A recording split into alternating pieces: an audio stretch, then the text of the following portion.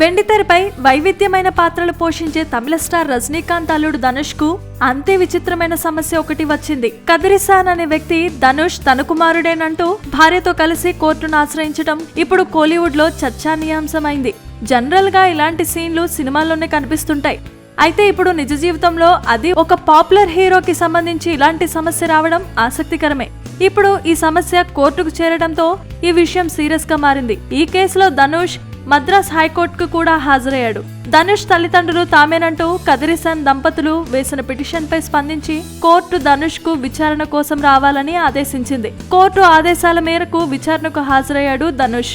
ఈ కేసు విచారణలో ధనుష్ అసలు పేరు కలైరసన్ అని, చిన్నప్పుడు చదువులో వెనకపడ్డాడని మేం మందలించగా ఇంట్లో నుండి పారిపోయాడని, ఇంట్లో నుండి వెళ్లేటప్పుడు తాను సినిమాల్లోకి వెళుతున్నాను అని ఉత్తరం రాసి పెట్టిపోయాడని, అవసరమైతే DNA టెస్ట్ కు కూడా మేం సిద్ధమంటూ కదిరిసాన్ దంపతులు జడ్జి ముందు మొరపెట్టుకున్నారు. ఈ నేపథ్యంలో మద్రాస్ హైకోర్టు ధనుష్ ను బర్త్ మార్క్ వెరిఫికేషన్ కోసం పిలిచింది. వెరిఫికేషన్ లో భాగంగా పుట్టుమచ్చలు కూడా చూపించాడు ధనుష్.